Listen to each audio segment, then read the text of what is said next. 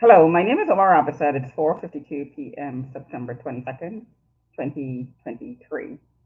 So I'm going to demonstrate live and give you an example of what I've been posting throughout the day. And I've accumulated a lot of data and I posted it for the time that I started a course on the 19th.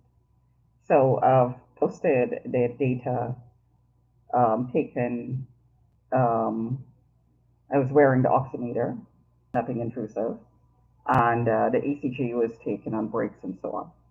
So I mean, it wasn't getting in the way of the online course, but it clearly shows that something drastically changed while I was on that course. The power was extreme, the highest I've ever seen. And there are some new patterns in the ECG that I've never seen before that indicates higher power and indicates the intent to disable. Also on the eyes are constantly pulsed. I shield, which is why I'm number one, I'm still alive, and number two, I could still see, or else I would have been blinded ages ago. So if they're using laser into the eyes as you're sleeping, well, then you're going to be blinded. And they do use laser on my body. I could tell by the burning sensation on the skin. And of course, lasers go through the walls. So I am a target. And a target is used for exploitation by anybody, because everything is covered, any party. And they can also be used by criminals if they're gullible enough or if they're mind controlled enough. So in 25 Bamberg Circle, in addition to being experimented with and on using technologies that are new and being provided to the perpetrators in the building, like Gail Furtado, who openly talks about it because it's all fixed and all covered and I'm turned out. Meaning I'm like one of the Dalits in India where anybody could do anything to them. They are turned out. The cops are not going to do anything about it. The people are not going to do anything about it because they are they are untouchables, low caste. So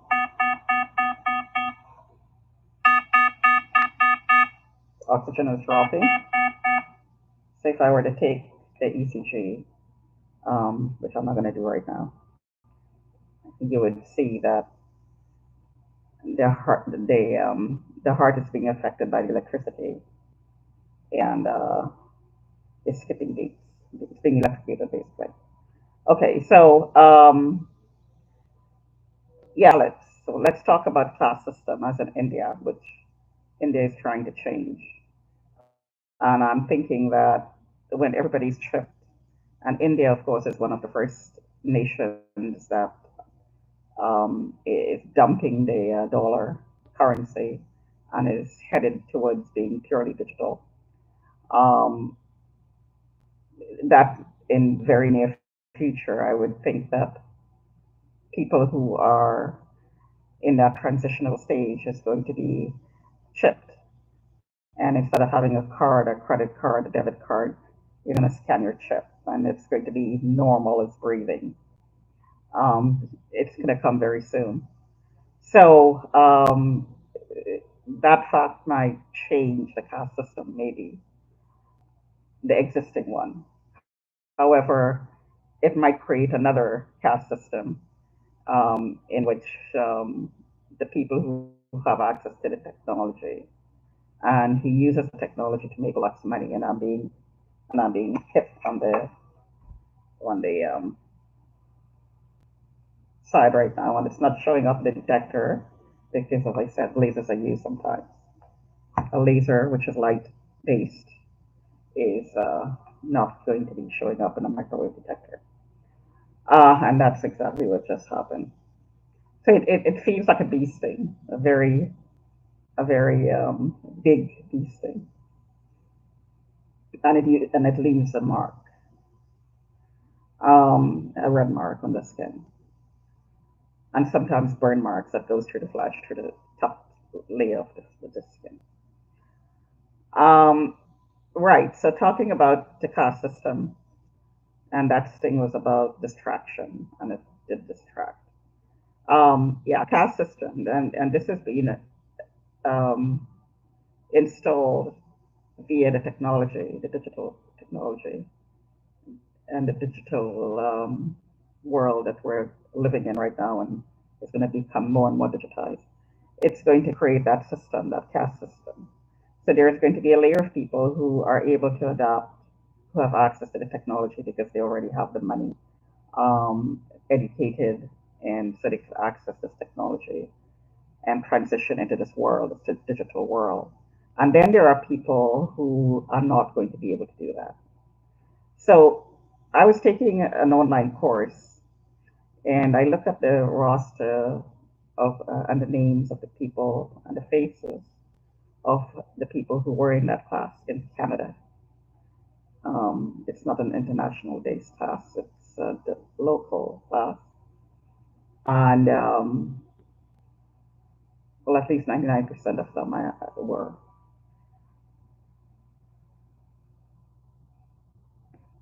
Well, okay, so let's say it's a local class. And I looked at the faces, and I could see that a lot of them were newcomers to Canada, and a lot of them were from India, from Pakistan, Africa, various nations in Africa. And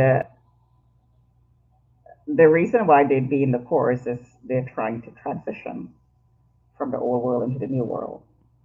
So these are the people who are trying to do it. And there are millions of people who are not going to, number one, even try because they don't have the way to do it. And number two, doesn't have the educational background to be able to do that, who's going to be completely left behind. As Harari said, these are going to be the useless eaters. So the digitization for our world is going to create the useless eaters and the elite. Now I'm 63 years old, so I'm not going to worry about it. I know as long as I live that I will find a way to support myself. Um, and I mean in a legal way, of course, because my nature wouldn't allow anything else. So when I say that, I didn't see the need to say legal or illegal. It's just it would be an automatic thing. However, given that I'm a target and I'm being defamed, I'll point that out. Um, so what's going on here at 25 Bamberg Circle is and myself as an example. I'm one of the people in this world, fortunately for me, and people who are looking in are going to say, "Oh, poor woman, she's being targeted." But being targeted actually is something that it places you above a lot of people because number one, you wouldn't target the way I'm being targeted. You wouldn't target somebody of a lesser intellectual level or emotional emotionally developed and spiritually developed person in the way that I'm being targeted. Since I came to this country, in retrospect, and given what I'm going through right now, I could see that since I came to this country, I was being experimented with. And now that I could see what the process is of that enrollment, newcomers, refugees, vulnerable immigrants who don't know the system here in Canada, even though they're educated. Um, and looking back now, 50 years into the country, 50, is it 50 minus 2, 48, 47, 48 years in the country. I've seen a lot of changes and I matured here. So Um, I mean, when I was in Trinidad, I was in school, so I was very protected.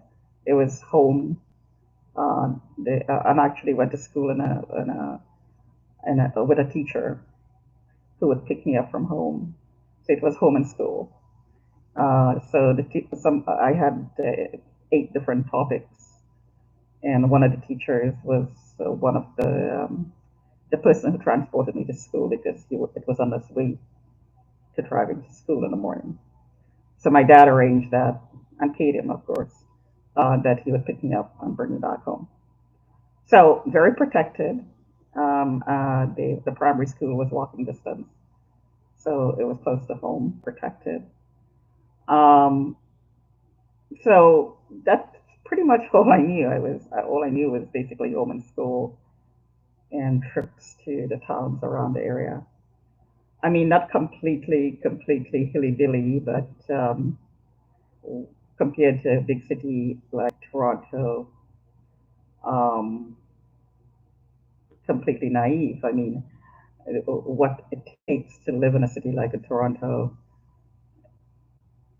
uh, we had none of those skills. So I matured here, and as we came in, I mean, to the Caucasian population in the city, looking at us, we were starting from scratch. Basically, I was because I didn't have no money um, at the time. So yeah, we were considered vulnerable. So the system is set up here. It's a Masonic system, and it's set up where the community, quote unquote, the community takes charge of vulnerable groups because the people with money could fight them if they try to take them over or control lives, and they would have already known about it, so they could block it. But vulnerable people who are coming in who don't know about this Masonic system that underlies Canada, and I think India is running into it because there is ongoing um, disagreements with India right now.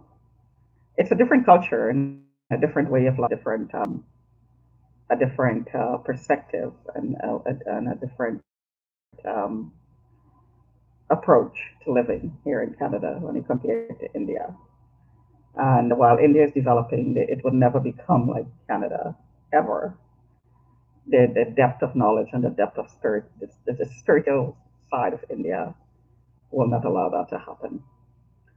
Um, and even though I'm in Canada, my spiritual roots is in India, basically. Um, yes, I'm westernized, but I guess as I get older, because as you're young, you get bamboozled into the system. And the whole idea is to take parents. They would find ways to isolate you from your parents or your guardians and have the school take over, have the government, have the welfare system take over, have the government take over, and they would make decisions for you covertly, behind the scenes through the school system, which is what's happening right now, where the kids are being given the ability to take vaccines, make a decision to take vaccines at 12, cut their penises and breasts off without telling the parents. And parents have to protest, walk the streets with signs saying, I'm the parent, I have the power, the government doesn't have the power, I'm the parent. I'm being told that no, you don't. There is something drastically wrong about that. So I was sucked into that. I was sucked into that. And I suspect other people, younger people in my family who were younger than me, was also sucked into it. So, anyways, at 63, looking back, having lived through it and survived, um, there's there is a side of India I hope never changes, and I'm starting to realize that that was my saving grace. The um, the fact that I was Indian. and had the Indian heritage and the Indian genes was what allowed me to survive the Masonic onslaught of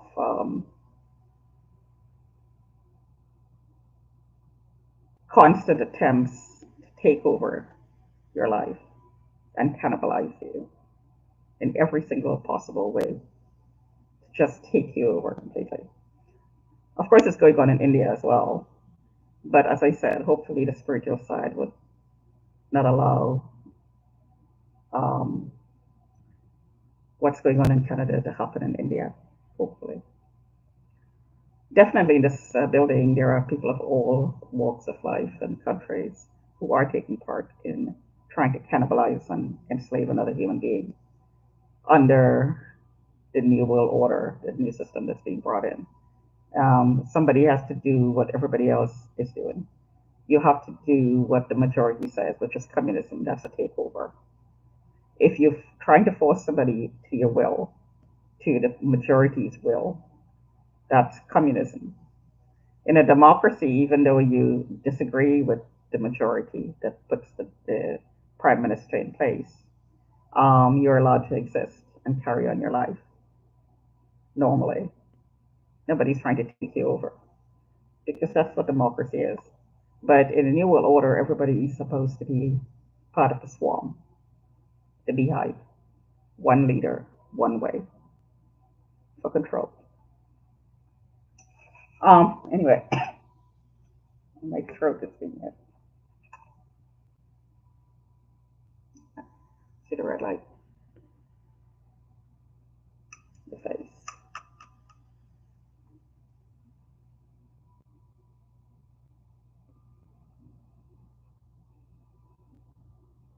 Yeah, day and night, day and night. So anyway, let me just make this brief. I'll just do half an hour, and I'm being bombarded right now. So here's the hand.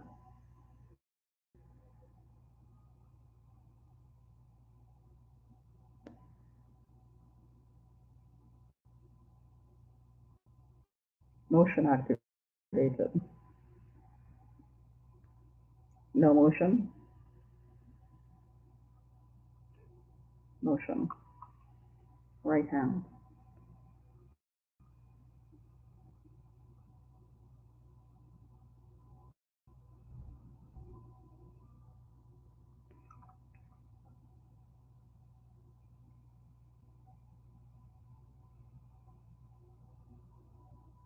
The eye. It is hurting and burning. The camera is a bit fuzzy. Um, yeah, I'm in pain right now, as you probably can tell. My throat is hurting because it was blasted last night. Um, my chest is hurting because it was also blasted, and it still is. As I sit here, I'm getting pulsed constantly, and I'll prove that to you. I'll just take the ECG and I'll show you live how much I'm being hit constantly. Cardiomobile. So if I just put it over the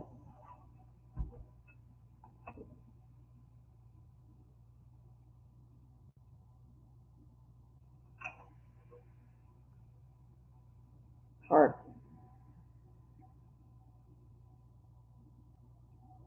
Oh, not sure why that's not working.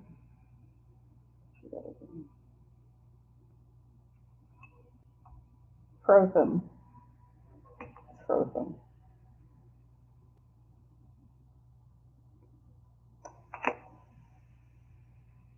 Once it's hit, the location is tagged.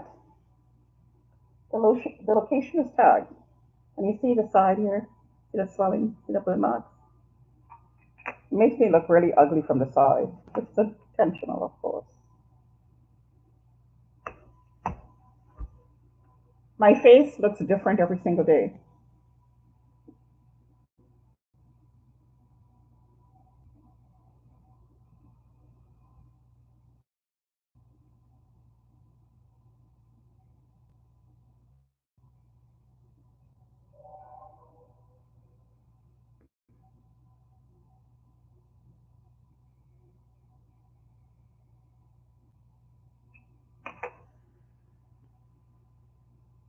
been interrupted.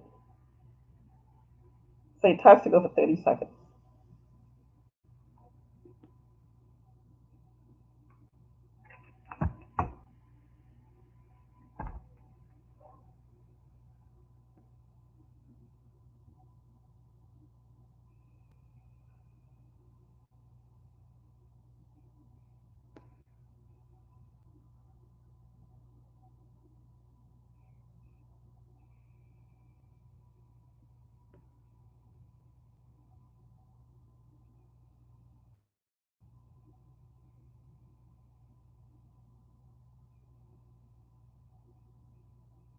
See that? 36 seconds, 36 seconds.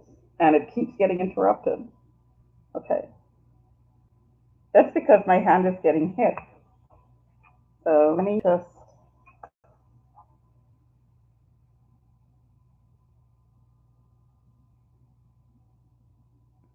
keep it close to the electrode.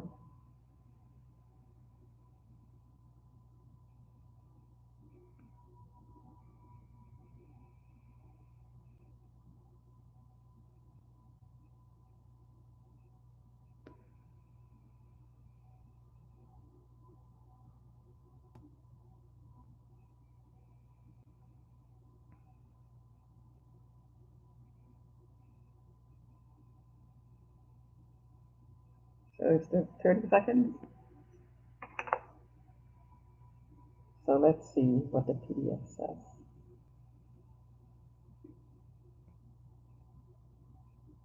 Oh, look at that.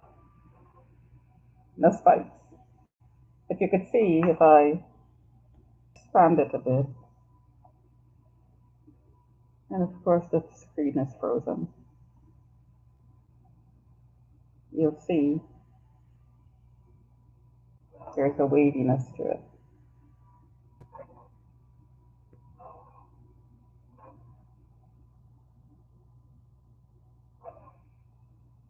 So there's still arrhythmia, but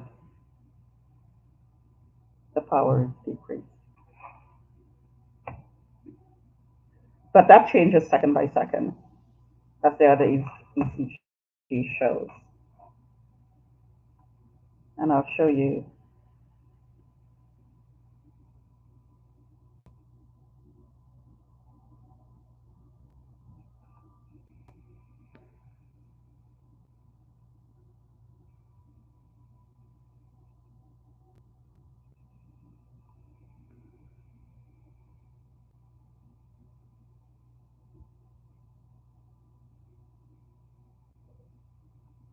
Sorry, it's taking a while because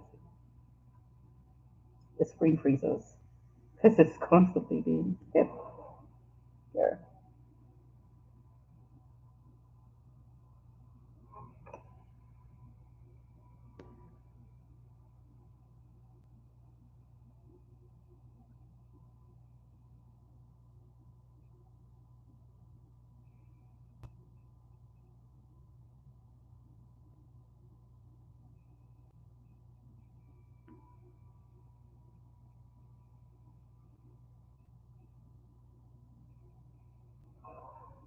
That's another one.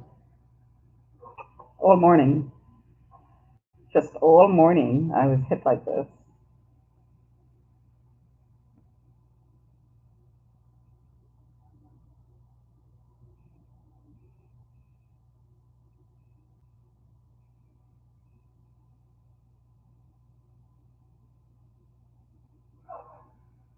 There's another one. But there is one that I would really like to show you if I find it.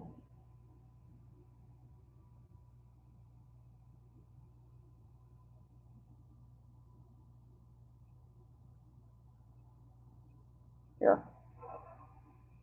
Look at that. And there are several like this. So that's 30 seconds. 1, 2, 3, 4, 5, 6 in 30 seconds. So 12 per minute. 12 hits per minute. Every 5 seconds. That's an algorithm. So why am I still alive is a good question. Obviously, I can't